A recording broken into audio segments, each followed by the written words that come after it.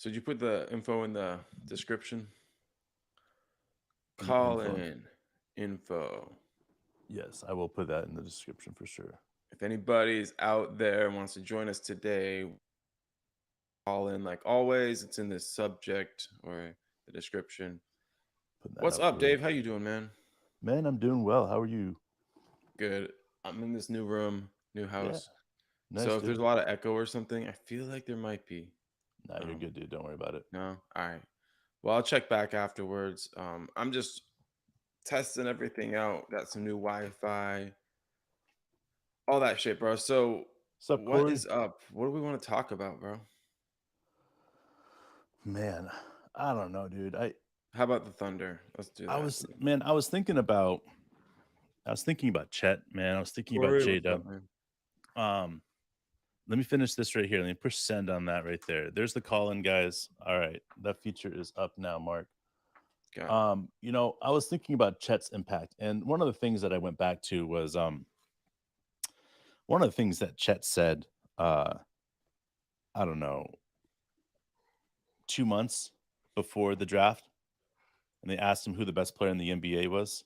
Do you remember what he said? Me in 2 months. Me in 2 months.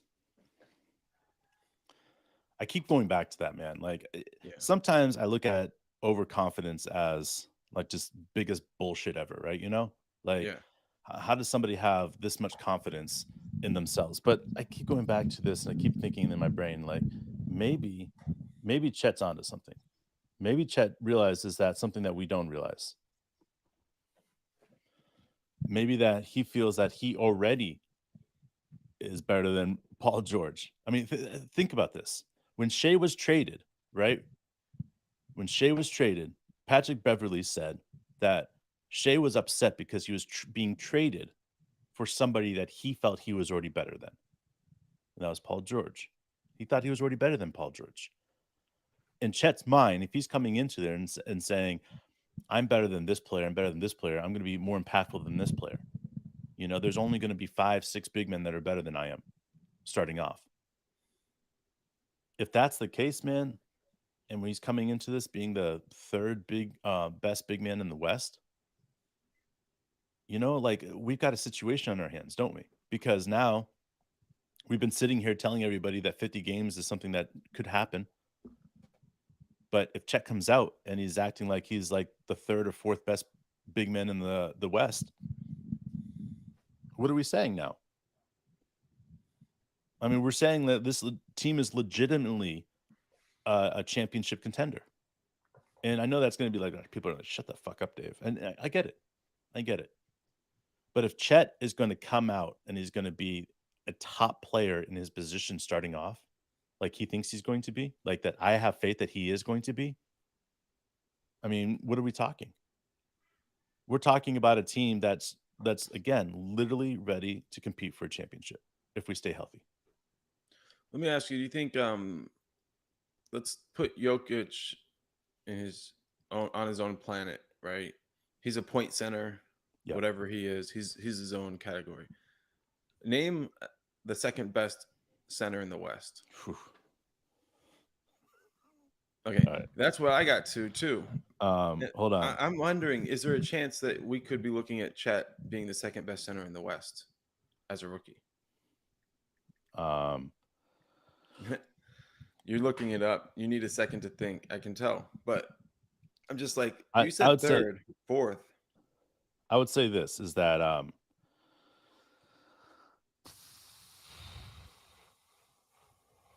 man, DeAndre Ayton is pretty No, good. don't say I'm saying Aiden. defensively he's pretty good. Okay. But Chet's already a better rim protector than Aiton. Okay, so then if that's the case, let's go through it. We've got Jokic, we got Embiid. Okay, Embiid's those. East. All Jokic right, is his own who planet. else in the league do we have that you consider a top um, player? Because if we're talking about insert Chet here, which I love inserting Chet places, Hmm. Hmm. um, we're looking at this point, in my opinion, we got Jokic, Embiid, Christoph Porzingis, Mm-mm. Clint Capella, Walker Mm-mm. Kessler. Mm-mm. Um, got Claxton, Andre Drummond, Bam, Miles Turner, DeAndre Ayton, Jared Allen, Robert Williams III, Mark Williams. You see what I'm saying, man? Like, if we're I would talking right look, now, this is yeah. why I think what Chet was saying was right, is because the league at this point, and there's some players that play power forward that are excellent players that play center as well, but the league is really hurting for depth and big men. And I look at Chet, and if Chet comes out playing like I think he can play. I think he's going to be better than Christoph Porzingis. I think he's going to be better than Clint Capella. I think he's going to be better than Walker Kessler. So maybe he's right by saying he's a top player in his position.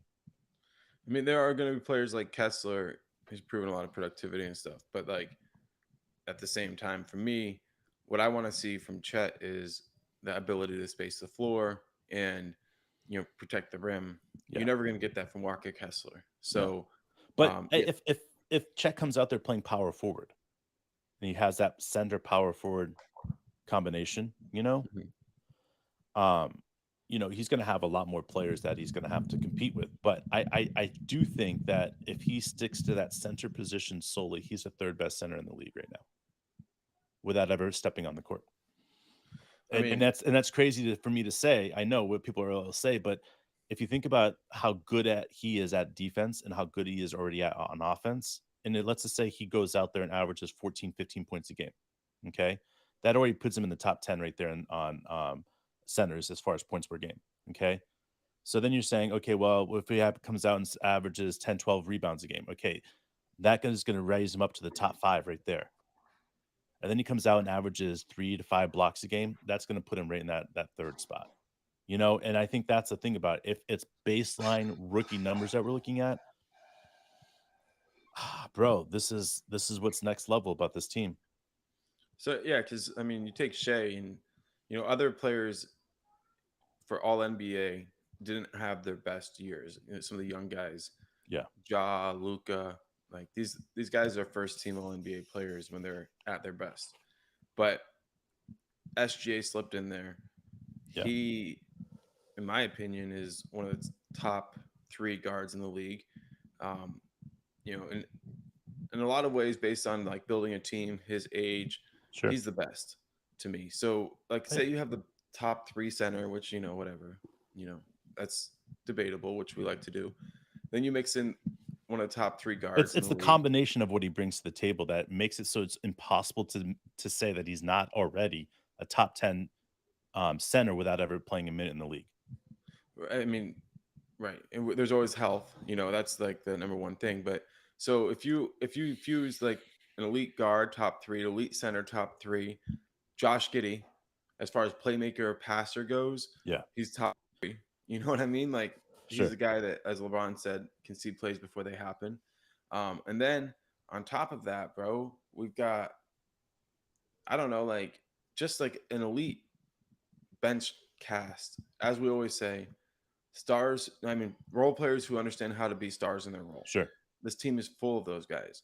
Oh yeah. So this goes back to, I know that Vegas is setting the over under around 43, but is this a team that Thunder fans can really fall in love with? I mean, it seems like things are It's gonna lining up, happen, bro. or are we 1 year away from letting our hearts go, like just get carried away?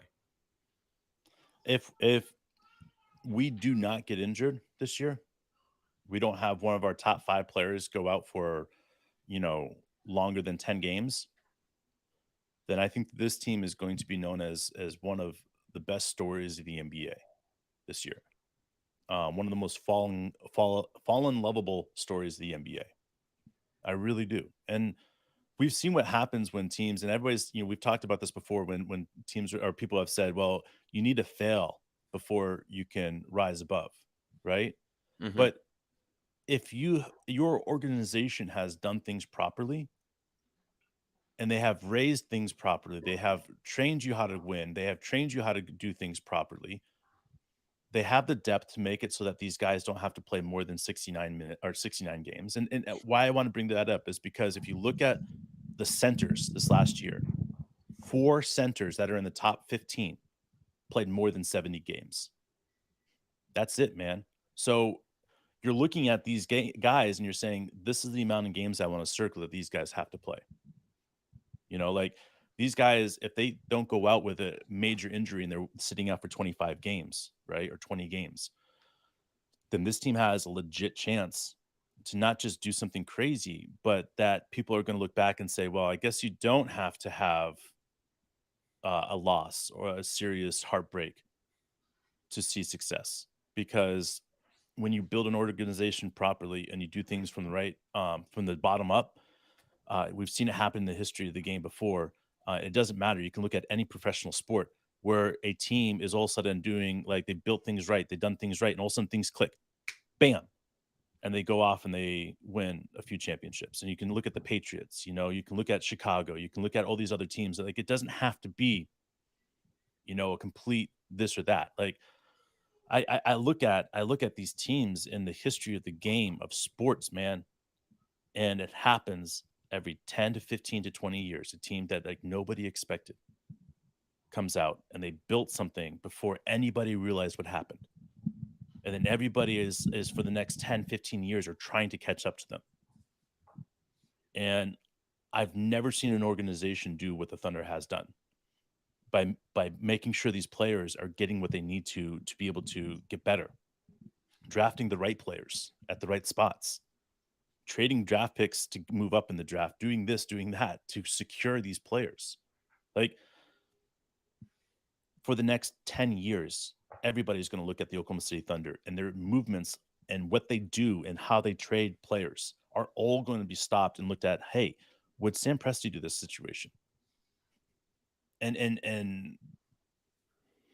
I've never seen it before. And I can keep going back to this over and over again. The Oklahoma City Thunder have done things right. That if they were to go off and win a championship this year, I couldn't tell you that I would be surprised. I think everybody else will be surprised.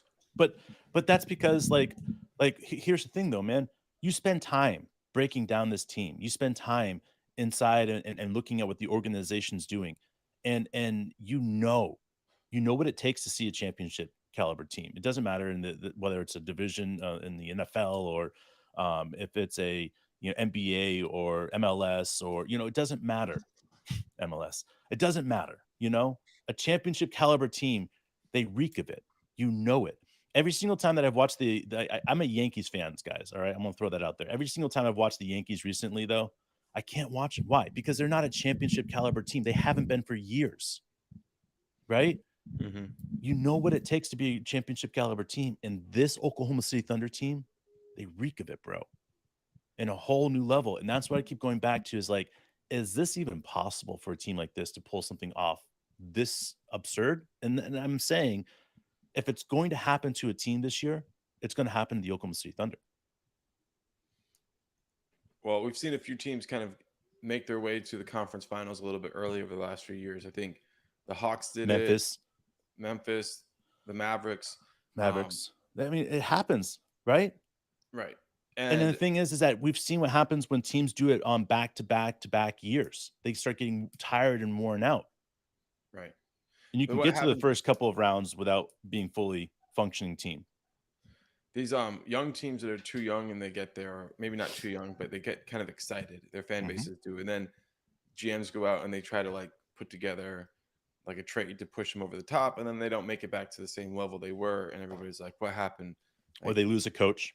who's the coach? They got a friendly bracket, and Yep. they played really good for a couple of series, but like having a deep run in the playoffs can't make you forget like the reason why it was a surprise you had such a deep run is because you weren't favored during the regular season, and yeah, That's you can right. put it together, but you got to find a way to compete for 82 if you want to really make it. So for me, what I'm looking at for this team is like as we approach that time, whether or not it's today, tomorrow, next year, whatever. But like when it's time to press a few buttons, right? Can you do it without being the Mavericks? Can you do it without being the Hawks? DeJounte Murray or the Kristaps Porzingis trade, like this idea, like, oh, we're one piece Or away like the from Oklahoma City Thunder. stop it. I'm serious though. Think about this, man. Sam's made that mistake before. Yeah. He knows what it takes. He knows what not to say and what to say and what trades to make. And when you look at what he has as far as tradable assets as draft picks, man. That's why it's all the difference, man. It's all the difference now is because he doesn't have to dip into those players if he doesn't want to. He doesn't have to go trade out James Harden to make his team thicker. You know, Yeah. like, so what's up, man? Like, this is why we're watching a situation unfold here that everybody else is like, okay, well, this or okay, the Oklahoma City have blank, blank, blank. Well, the Oklahoma City Thunder have 15 first round draft picks, and they also have what 20 second round draft picks. Something like that. So, and everybody's like, oh, definitely not going to be able to use them all. Duh. All right. Duh.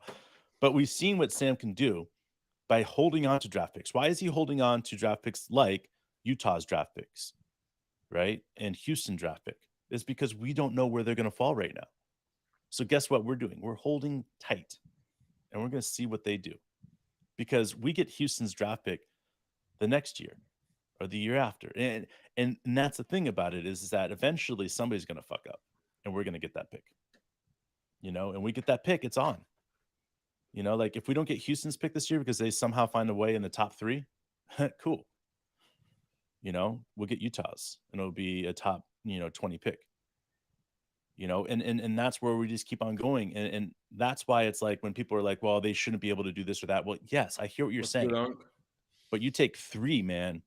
You take 3 picks, first round picks, and you combine them together. Now the Oklahoma City Thunder only have 12. And you take 3 of them. That's going to get you anybody you pretty much want in the league right now. 3 first round draft picks. I mean, some of them will take 5. Some of the players will take 5. But any player that's available on the down low right now, you're looking, and that's a superstar level, you're looking at 3 to 5 first round draft picks.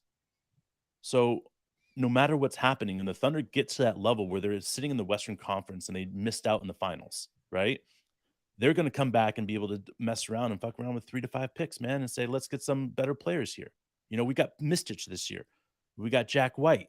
We got players that were better than some of the role players we had last year combined. I think Mistich is going to be one of those players that's going to be an amazing athlete playing out there against everybody else and running around like crazy.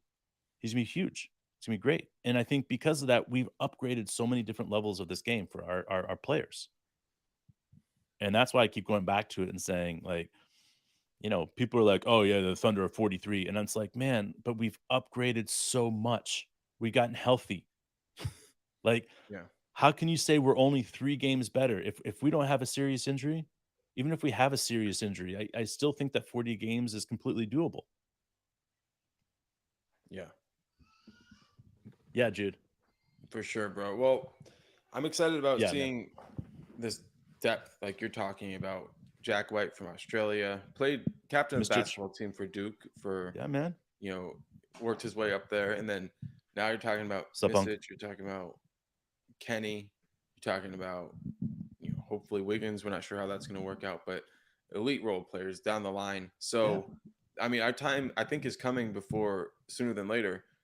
One thing I was thinking about, and maybe we can say this for the next episode, but Cason Wallace and his point of attack defense and how Sure. much it reminds me of like sort of what was Russ's primary attribute at UCLA. His Okay. on the ball defense was pretty much like what people kind of like identified as his best skill in college. And the Cason had a very similar, defensive style and impact. Obviously, I think he's a better shooter than Russ, but you want to talk about that today or you want to come back later? Man, why not, man? Kaysen is an amazing player. What's up, Eclipse? What's up, buddy? Um, I really like Kaysen. I think that he's something that we look at, and for a very long time, he's going to be wearing that Oklahoma City Thunder uniform. Um, I still believe that a rookie and a second year player and a third year player, um, that's really where the progression happens. So for me, it's really hard at this point to be looking at a rookie and say, "Oh, I expect his impact to be this year," because I want to see a rookie do what J Dub did and say, "That's my starting position, motherfuckers." And people are like, "Ah, no, no, no. J Dub's not supposed to start at the 4. He's not supposed to be a power forward. He's not supposed to be a forward, guys. He's not supposed to be a forward." And J Dub's like, "Motherfuckers, I want that position." Yeah. Like that's what I want to see from our rookies. I want to see that aggression of taking over a position, and Do I think Cason Wallace has what it takes to do that? Yes. Do I think that he could do it this year if there was an injury? Yes. But on the same sense, I would still like to see him take it slow, play his 55, 60 games if he gets a chance. If he is in better shape than I think he is and he ends up playing 70, hell yeah. But let's start slow, I want to see what he can do when the matchup is properly there, What up, Blake? when the matchup is nice, and it fits this Oklahoma City Thunder team, and then Casey goes out there and drops 22 and gets like 4 or 5 Yo, steals.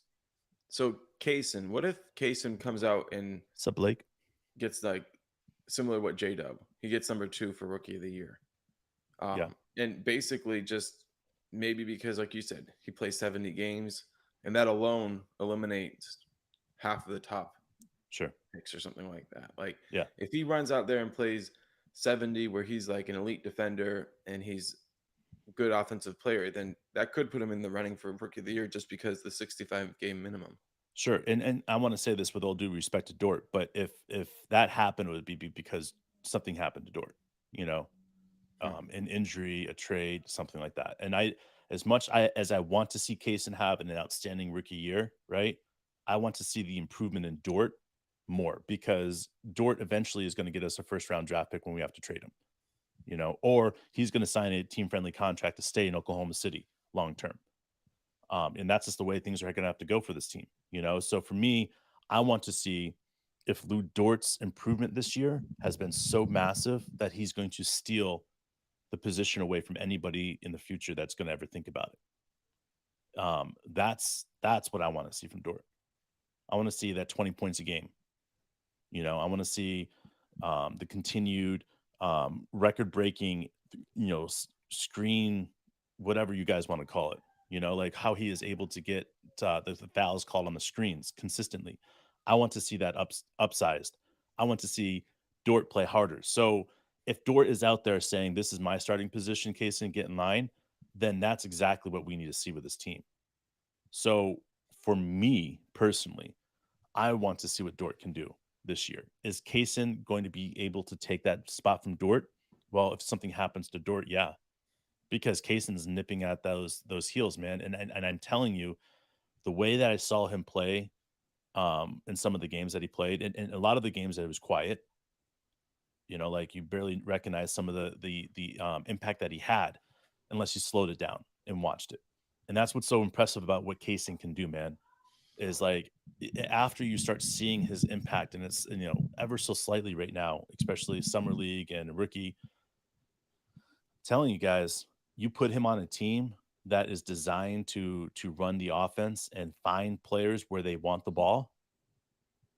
Kaysen's just going to look like another star out there because his shot making ability and the way he finds open spots, you know, it's elite. And when Kaysen was at his best is when we had our best teams out there.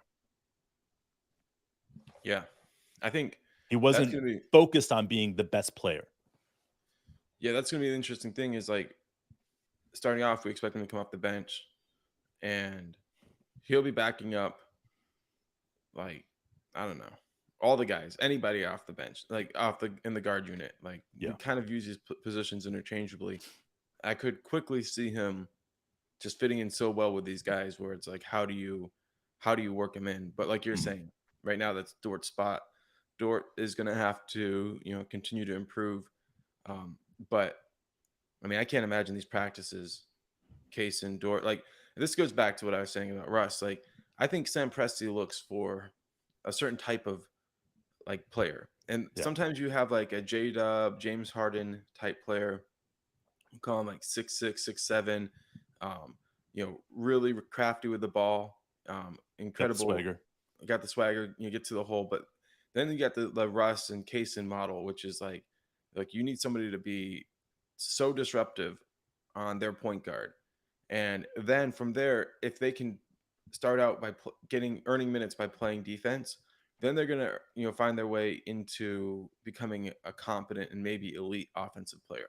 I think that's kind of like another pathway. There's different pathways, for stardom, but Presti has an eye for point of attack defenders, Yeah, and dude. I, That is I just sick. wonder like maybe we're underestimating Kaysen's upside. Like maybe he is a I future MVP and we don't really know it yet. This is like whether Kaysen's a future MVP or Kaysen's going to be equivalent What's to up, Elton, bro? John Morant or anybody else like that. Like this is what I keep going back to 100% is that anything is possible with this team. Anything. And any player that we're looking at that we're not seeing a superstar potential, right? Right? It's crazy because you want to go through it with me. I'll go through it. Got J Dub, superstar, you know, BDE coming out of his ass, right? You got Chet, you got Shea, you got Josh Giddey, man. I mean, even Dort, if he turns into a 20-point player a night, bro, you know, he's a top 10 player in his position if he's putting out there 20 because of what he does on defense, you know? And then you get the bench and you're like, okay, is there a better bench shooter in the league other than J Dub or I'm sorry, J Dub, Joe. Isaiah Joe? Yeah. And it's he's one of maybe 3 players in the league that are elite coming off the bench like that. You know, and then you start looking at down the line, Kaysen, Jay Will, and you start recognizing each one of them has what? An elite aspect to their game, but it doesn't take away from the game that the offense, the defense that we run. It doesn't take away from it. It adds to it. Like it's beyond anything we've seen before. You know, like leadership styles. You can start saying who's the leader in Oklahoma City Thunder locker room. Well, you ask the players, and guess who they'll say? Who's the last person that gives a speech before you guys go out there? They all say JRE, best speech giver, just before going out there. You know, each one of them have a place and part of that brotherhood in the league. And it's on this team, and it's so unique and it's so special. You start seeing that, you know, Chet's putting his arms around Jay Will, and everywhere they go together. And you start recognizing like this is different, man. Like this is different. This is not like other teams where it's like, you know, Allen Iverson's going out there and dropping 30, and then him and his friends are going out to clubs afterwards, or you know, Harden the same way. Like these guys are doing everything together, man. Like the team is number one, and again, it's they buying in 100% to the organization and what the organization can bring to them, recognizing if they do things right, fucking championships, man. Fucking championships if they do things right. And that's why Sam's picking him up because you put a bunch of young men in the same exact place that have incredible talent in any sport and you start giving them the one thing that 90% of athletes lack out there. It's belief, man. And you start making them believe in themselves and you start making them believe in the organization, you start making them believe in the city. And what happens, man? Fucking championships, man. That's it, baby. That's all we got to say. We're pumped up that you guys joined us. We went a little earlier today. See what happens. We'll be back. We love you guys.